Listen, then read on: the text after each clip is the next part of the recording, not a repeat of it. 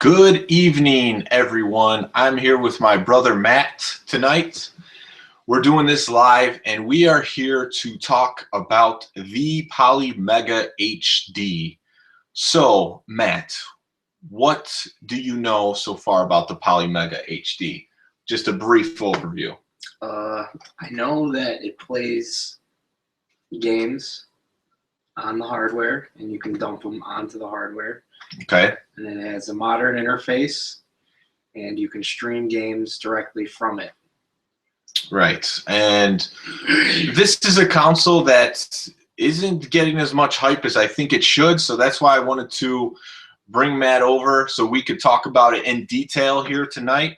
The thing about this console is there's an actual prototype for it, and we're going to show you the website, but also this is not a crowd-funded project. This console was formerly known as the Retro Blocks, and now it is called the Polymega, and they have investors, and this thing is going to come out.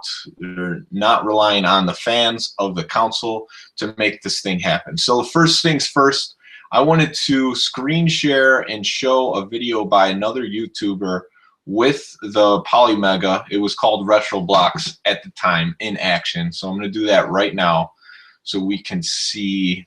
Here it is. All right.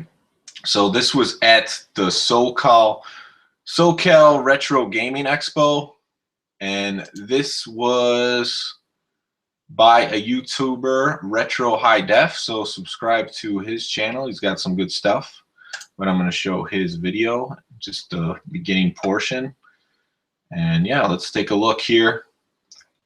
Basically, we're going to show the first about minute and a half. The prototype is not exactly what the console is going to look like. We'll go to the website to look at that, but here is the console in action. You can see the interface, and here it is.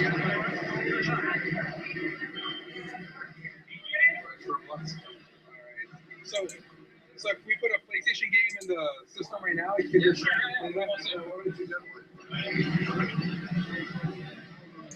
Not sure if you could hear the audio or not, but putting the PlayStation disc in. User interface. Games onto the system. Oh yeah, these ones are. Yeah, we previously backed these guys up. This sounds like switching in and out and backing up. But there's a great content here as well. You guys have lots of games, you know? Put it in, and then basically it'll recognize Stay up at the top here. They're going to stick in a PlayStation game in a second. And if you press the start button on the controller, which is right here. Or actually, you know, before you go there, you want to go into the details. Go over to the right. Wireless controller, also retro, cord option. Does it download this off the net? No, this is all like on the system. Yeah, so it's actually running right now. It's running the CD, and you can see it spinning out. Sweet. Very cool. There you go. You're in. Yeah. Was it upscale or anything like that? Yeah, upscale. This is all upscale. So they're playing a PlayStation 1 game on the console. You can see some of them are display mode. There you go. You see more of the interface right there. Screenshot, record. So now you We also have a streaming option. Yeah. And you press it again, you have composite, which is a virtual CRT. That's a composite setting. Oh, that's nice. So yeah, they're going to play Tekken here in a second, but just wanted to show you the console in action. Let's just skip ahead real quick and just you can see the fight. There you go. It looks smooth. PlayStation 1 game. Actually looks really good from what I can see, but there is the Polymega in action. Okay. So let's get back to this. So how do you feel about the name change from it? Because originally it was called the Retro Blocks, and I didn't think that was a very good name. And now it's the Polymega, and I also don't think that's a very good name. I want to know what your opinion is on that. I like both names. I don't really care too much about the names at this point. I just want to see what the console can do, and if it's something I'm interested in. The name, it could be called you know, the water bottle console or something. I don't care as long as it has cool features and can play the games I want to play. Then I'm for it. Well, it's one of those things that I feel like in marketing, it suffers if it has a bad name, because something like Polymega doesn't seem like you can even identify it as a video game console.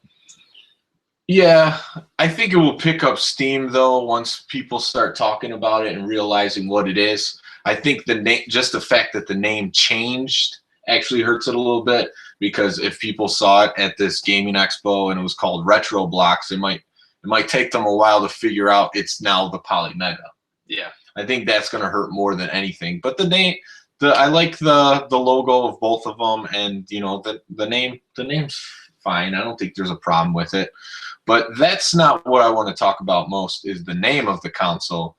Let's screen share and take a look at their website now, because there's a lot of good information here.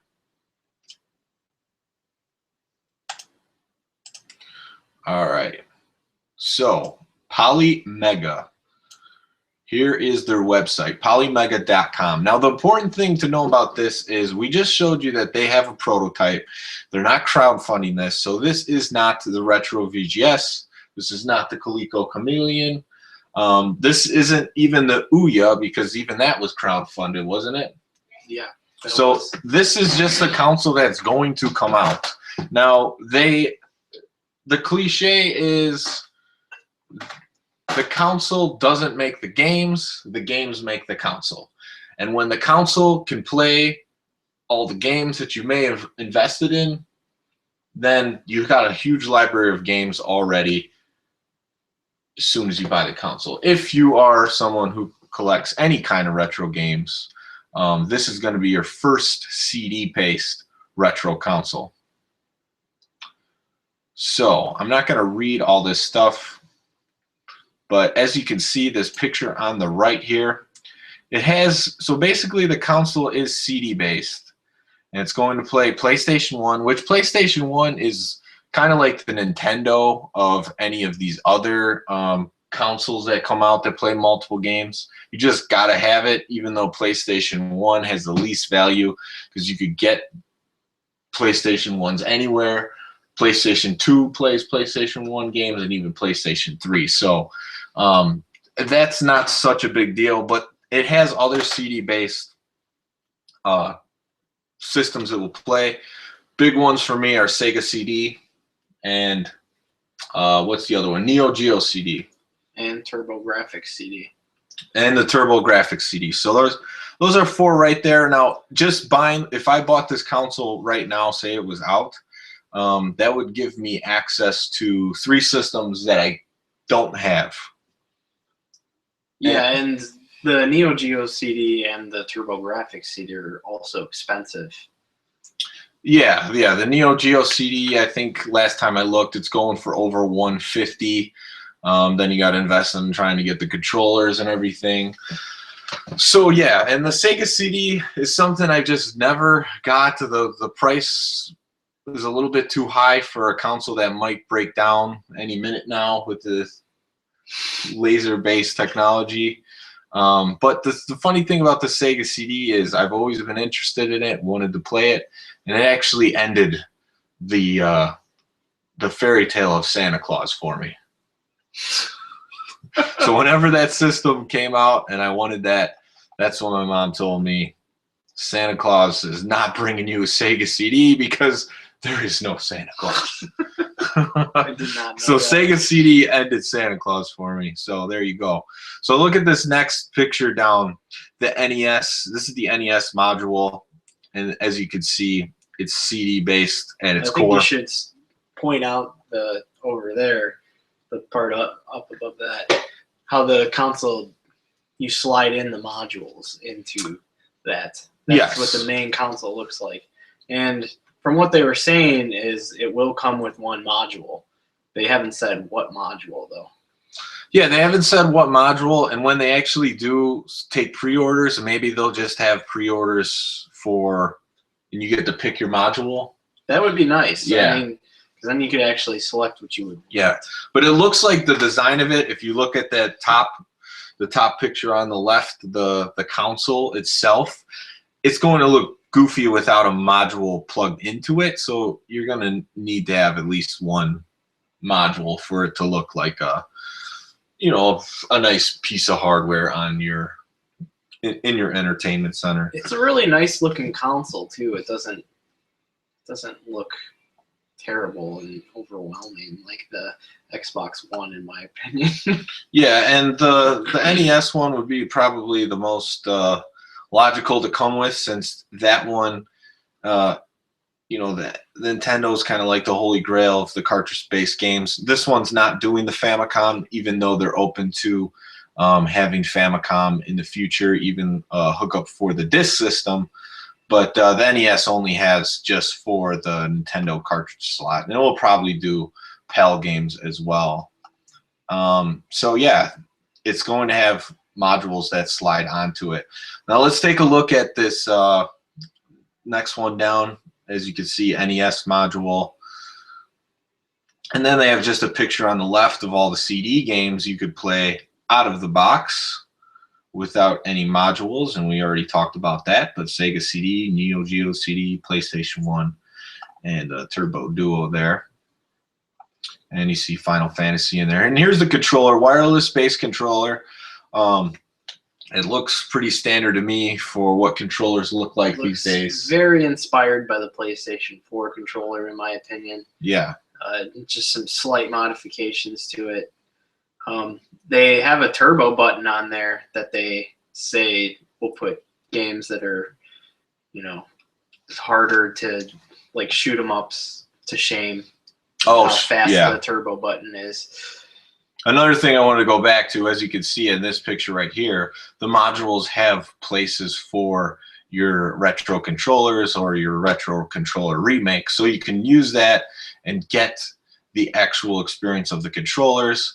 And the system will also play the games off the cartridge or CD, or allow you to back up the games to the console. And then they have a nice interface with different logos for each game, different thumbnails that will pre-upload for the game. That looks nice. We showed you that video when we kicked off this this Hangouts, and yeah, it looks really nice. And here's the interface right here on the bottom right. As far as the hardware goes that you can plug into it too, as long as it's not a light gun, as far as what I've read, it will work in there.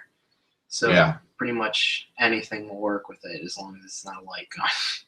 Yeah, and most people, I would say most retro gamers like to play with the older retro controllers, but it's also nice to have a universal remote to turn on the console. And you are assuming it will do that, and then also play the games like that that you just backed up to the console. So, you know, you don't necessarily every time need to pull out the cords and put the cartridge in. You could upload your favorite games to the console and organize them in favorites or by console. And yeah, I think that's a really awesome way to do it. And just so you know how this console will work, is what they were saying is this is the thing that the retro gaming community has been talking about for a while, is the FPGA. And what it will do, you could program it to run the games like it's the original hardware. And not only that, but if the game's not going to be able to have this high level emulation like it would run on the hardware, then there's certain games, like you were saying, on the Super Nintendo. Yeah, the Super Nintendo, the Super FX games, which have been notoriously hard to emulate. Even Nintendo has not put them in their virtual console selections. Those games will only be able to be played off of the cartridge itself. You can't dump those. However, you can still add them to your virtual collection in the interface. You just can't play it. It'll just appear on there so that things are complete.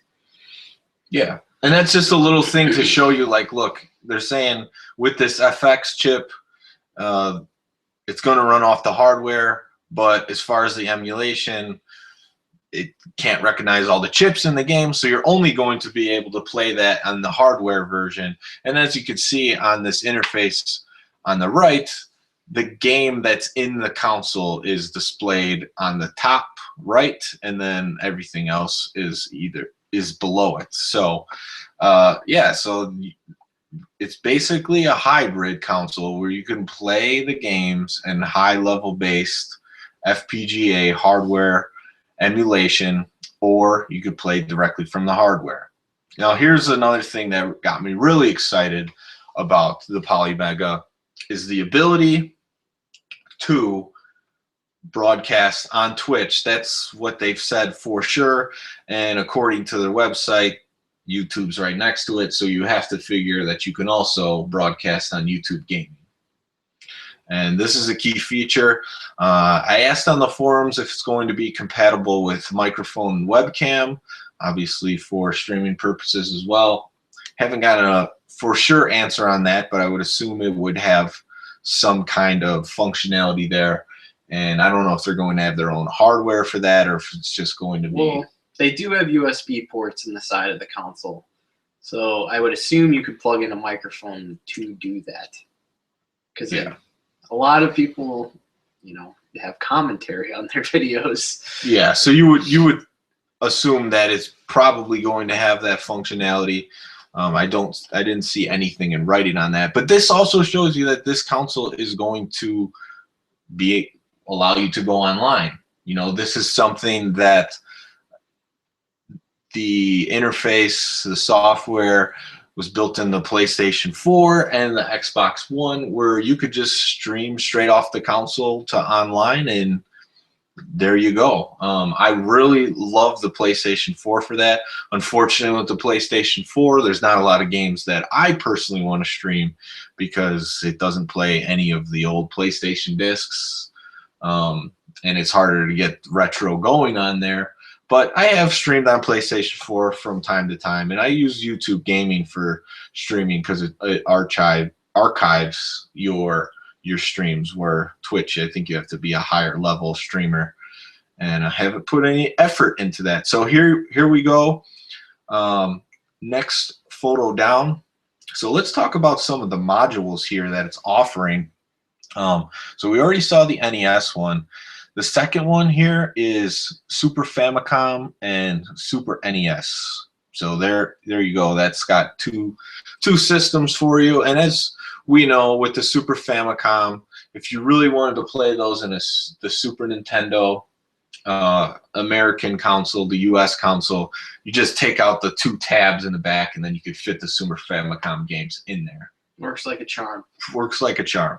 So basically, and I don't know if I emphasize this enough, but all these consoles are going to be shown in HD now.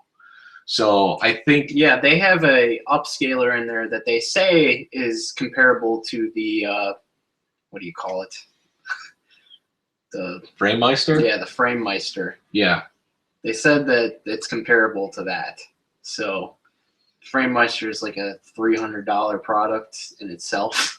Yeah, if that's built in, they've already said the price is going to be less than the Switch. So you know it's going to be under $300.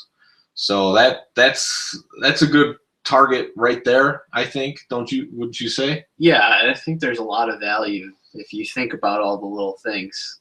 Yeah, so you know, basically my epiphany into looking into this console is I got a Hyperkin or Retron HD, and I was really digging as far as playing my Nintendo games on the HD console, but I wasn't so happy with the product overall.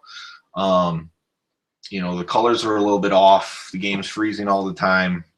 So this console, assuming that the colors wouldn't be off, and I'm sure they probably won't be, but you know, we could only assume right now. But if you back up the Nintendo games to the console and don't have it play off the cartridge, you won't have that issue either, where the game would be freezing. But then I just thought of, I'm like, man, you know, I've been playing this HD console now for 3 weeks, and I'm playing my Nintendo games, and I'm thinking, all right, I'm kind of sick of playing Nintendo. It would be nice to have another console I could hook up in HD, but I would have to buy a whole new console. Well, this is giving you a solution for multiple consoles, and that will have us take a look at the third module here is the Mega Drive, the Genesis. The Mega Drive is just the overseas Sega Genesis. And a nice little bonus, the Sega 32X. Yeah, no more Tower of Power. Yeah. It just slides right nicely into the Polymega, and it looks the same. So that's definitely a bonus, because tracking those down, the little mini cord and fitting it in your entertainment center, getting like the little bracket that you need for it to fit properly in the Genesis, all these things. Now we have this module. This is going to be the go-to way to play the 32X. I mean, I think this is the go-to way to play the Genesis in general. Yeah. You have the Sega CD and the 32X right on the console if you get Right. that module. And the only other thing, that they could do in the future is the Saturn, which they do have in their FAQ, but we'll take a look at that in a second. And then the last module is not as interesting to me, but it's the PC Engine, the Super Graphics, and the TurboGrafx 16. So yeah, those are the card-based consoles. Not as big of interest there, but you can purchase what's in your flavor. So one of the things that I want to point out here is there is an SD card slot on the side of the console, and as far as I can tell, it seems like they're not really discussing whether or not you can just dump straight ROMs into it. They're mostly talking about backing up your games. But the fact that there's an SD card slot on there, that means there will be an ability to put games on there, even if it's not intended by them.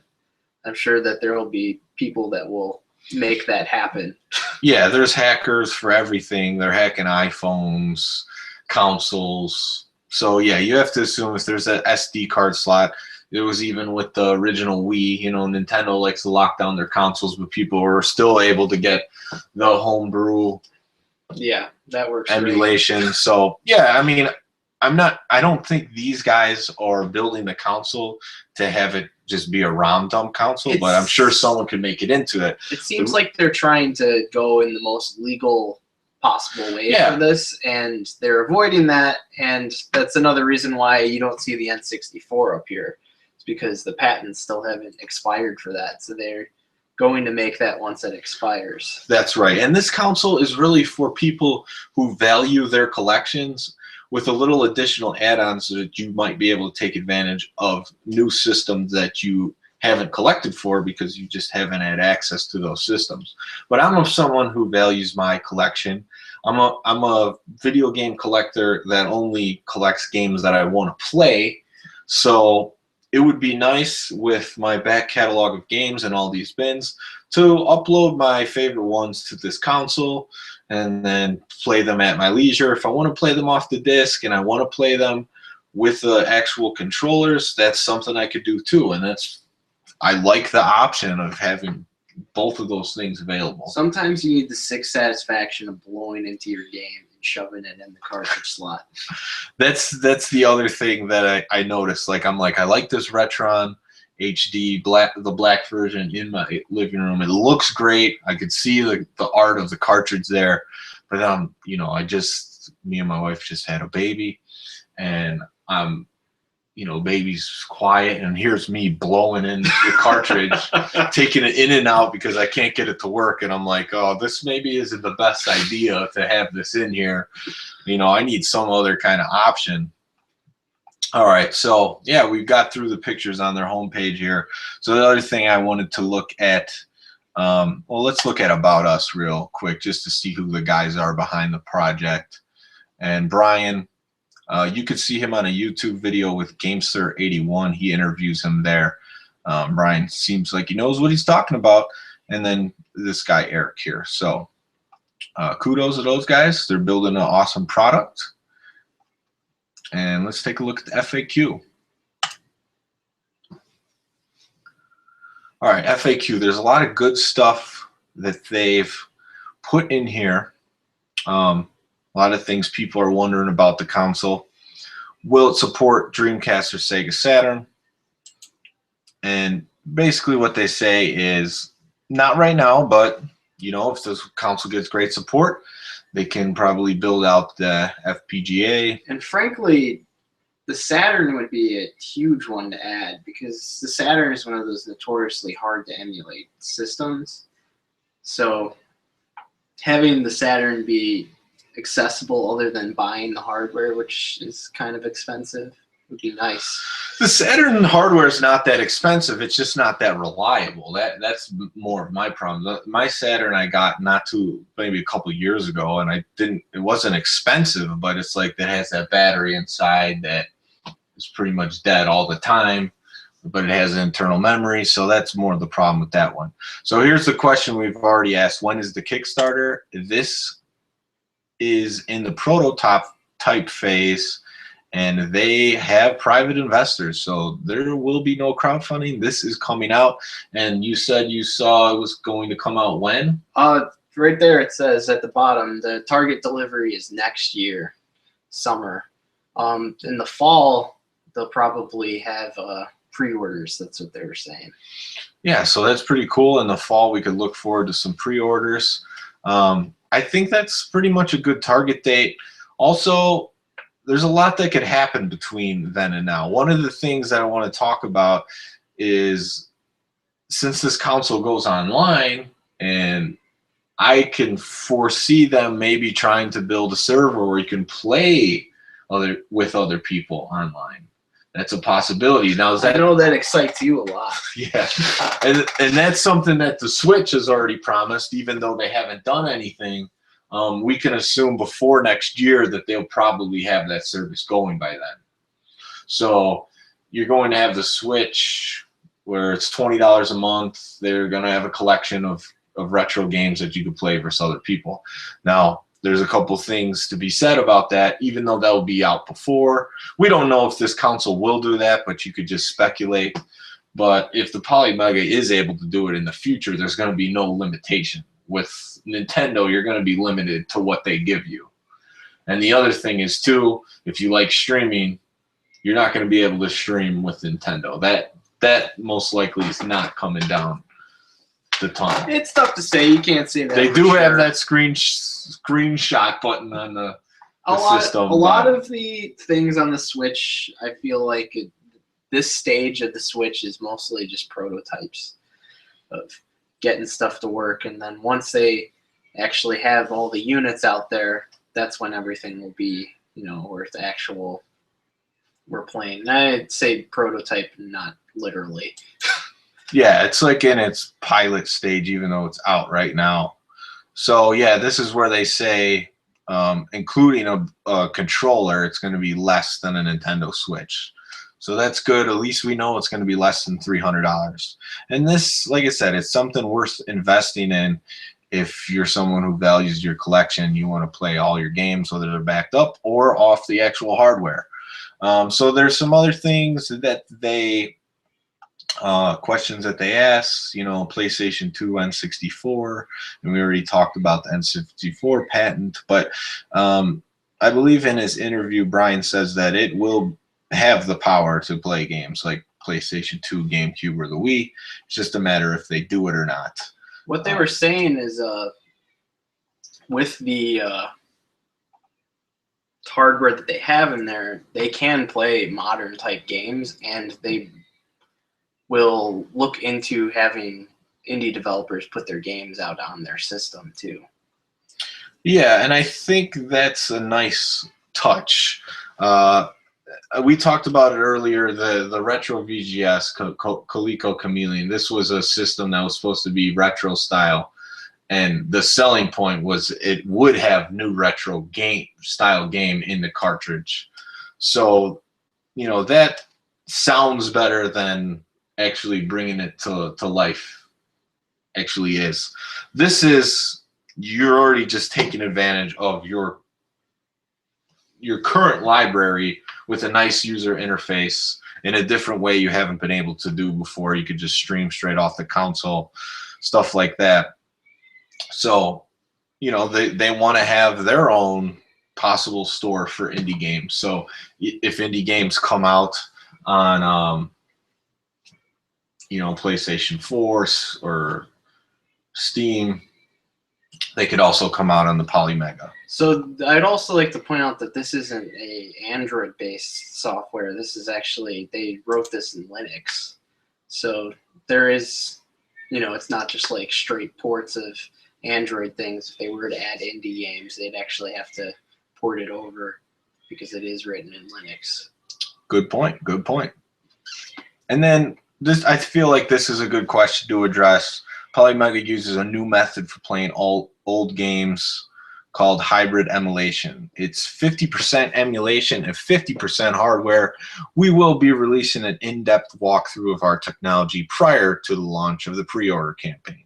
So they did say too, the pre-order campaign, they might use the crowdfunding server for the pre-orders. I don't know if they necessarily need to do that, but it might be set up better for them. But it's not 100% emulation. And then the last question here is just like asking about all these other consoles that there could be support for. And then one that's not on their website that they talked about is the Atari 2600 will have support. It will have support. It will have support, so they're going to have a module for Atari 2600. That's surprising to me, since Atari is announcing this Atari box that we don't know much about. Yeah, the Atari box, a lot of people are talking about that currently as we do this video, but really without that Atari name, it's just a mock-up design console that has no cartridge slot, and it's supposed to play current and retro games. Who knows what that thing is going to be. If it was called like the Super Game Station or something, nobody would be talking about it. It's just that it has that Atari name. It has that nice wood finish on Yeah, it has a nice wood finish. But that's why we're talking about this product right now. We showed you that they have the prototype. They have an interface built out. This is something to look forward to. The Atari box, who knows what's going to come of it. The original Atari company has been defunct for quite some time, and it's just people buying the name at this point. Literally just a name. Yeah. So what I was going to say is I don't know if the Atari 2600 will also play the 5200 and the 7800. It may, but I guess it's just a matter of time, and we'll know if it does or not. But I think that would be a huge touch if it could play 7800 at least, because I think they have the same cartridge slot. Because the 7800 console plays the 2600 games as well. Yeah. So at least if it could add that. The 5200 has its own cartridges, so it might be a little bit difficult to add another cartridge slot just for 5200, because 5200 is really not that popular anyways. As far as the Game Boy goes, what they've announced now is you can use the Super Game Boy on the Super NES, and that's about it. They haven't said anything about GBA or Game Boy Color, so you can just play Game Boy games on the Super Game Boy. And I think, you know, that's a fine answer for now, since they have the Super Nintendo module and it plays the Super Game Boy. You can do that. I don't think, you know, handhelds on an actual console in HD is necessarily something everybody wants. I disagree. I mean, I have some GBA games on my Wii U because that's the only, well, it's not the only way I can play them, but it's nice to have them in HD on a TV. Yeah, and I have with a good controller, because I mean, it's kind of cramped playing a handheld, and there's some really good games that are on the Game Boy Advance. Like you got a couple Metroids on there, you got some Castlevania games, all really fun to play. And I'm not saying that there's not good games. I'm just saying they were originally made for the handheld. So to me, it's not a big deal if you could play them as a home console, because they weren't originally intended to be that way. And they do. I would say that this thing has some competition that's already out in the Retron 5 and the Retro Freak. And those both play all those Game Boy games. Yeah, the Retron 5 definitely does. Oh yeah, so does the Retro Freak. So yeah, so we'll just give a quick rundown of what those systems play in case you don't know. The Retro Freak is like something that came out in Japan, but you could also get it here. It plays the NES, Famicom, Super Famicom, Super Nintendo, Game Boy, Game Boy Color, Game Boy Advance, Mega Drive, Genesis, PC Engine, that's the Japanese version of TurboGrafx 16. It also plays TurboGrafx 16 and the PC Engine Super Graphics. So it's fixed to 12. The nice thing, since Polymega is going the way of these modules, it's not fixed to what it could do. So in the future, it could play through the CD base. It maybe could play 3DO, Jaguar CD, CDI. You don't know. It could play all those. Yeah. And then the modules for the cartridges, maybe it could just play, like the Jaguar, or maybe even like as far back as like the Odyssey or something. I don't know. But yeah, it leaves the door open for them to create new products. Definitely. And it's not fixed, so you're investing in something that is going to have a ton of versatility. And then let me talk about real quick what the Retron 5 has, since I said I would. The Retron 5 plays the NES, the Famicom, so that's something that it has over this console currently. Super Nintendo, Super Famicom, Genesis, Mega Drive, Game Boy, Game Boy Color, and Game Boy Advance. One thing I'll say about Retron 5 is everywhere I look, you just see people complaining about how their slots have stopped working on certain consoles, and it only works on certain things now. Just every product I've seen from Hyperkin just doesn't seem to hold up. Yeah, and I only have experience with a couple of their products, but I will say that my Retro-Bit NES that I've bought for like $20 plays the games more reliably than the Hyperkin HD that I just bought last month. So that's not saying much for the reliability of the product. But yeah, so that's our long-winded version of talking about the Polymega. Is there anything else that you would like to add about this console? Are you excited for it? I'm excited, but I'm not trying to get too excited, because after the Coleco Chameleon whole debacle, I don't want to get my hopes up about anything until it actually releases. And that's kind of why I wanted to do this video, is to put it in the clear that this is not the Coleco Chameleon. Yeah, I mean, it definitely looks like it's in a way better place. They showed a prototype the first time they actually went out to a gaming expo, where the Retro VGS started out with a controller and a Jaguar shell, and then progressively sounded better, but then got worse. And at the end, what happened. It was basically an NES Mini inside of a Jaguar shell. Tried to play it off like with the board for a capture card, and someone spotted that out. So it didn't end well, but basically you could, when it was showed off and a cartridge was put in that was like a Super Nintendo cartridge, there was no way to decipher that it was its own product, because it just loaded up as if it was a Super Nintendo. Whereas you could see with this, that original Retro Blocks video, the interface is built. Yeah. You see them stick the game in, it loads up on the top of the screen, and there they are. They're playing Tekken. It looks great. They do have a good video for the Neo Geo CD where they compare the load times to the original console, and they wrote in a BIOS for that console that makes it load way faster. Like it takes like 30 seconds to get the gameplay versus like 2 minutes in load times. So you're saying the Polymega is going to load the games quicker? That loads the Neo Geo CD games quicker. Yeah. That's one that they worked on improving. I know the Geo CD has multiple versions where the load times did improve with each version. I honestly have never played the console. There's a couple games I'm interested in. So if I got my hands on a Polymega, I would look to purchase. Oh, yeah, those if games. you have the hardware, why not buy the game? Yeah. I mean, that's what stops me from buying most games is I just don't have the hardware. And if I had the Polymega, you know, I would be $60 away from. I mean, they said the module. We didn't talk about that. The modules would cost the price of a game or less, like a modern game. So $40 to $60. Yeah. So at a price of a game, I can add a whole nother console to my collection, and then if I see a game in a store, I'm like, oh, I'm interested in that. I've heard a lot about it.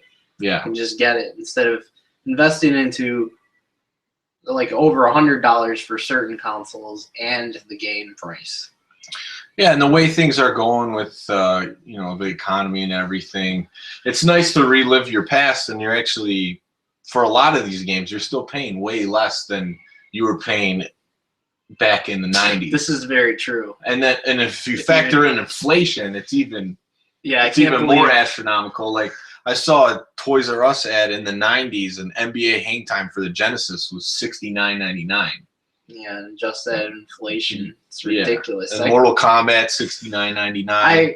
I can't believe that our parents even bought us video games. Well, that's the thing. We miss out on so much of the history while we're living it, because the games are so much money. So you got those, you know, unless you got a spoiled kid on the block that has all the games, then those are nice to have. Then you're missing out. You're missing out on all of these games like you didn't even know existed, because basically you have what you have. You get interested.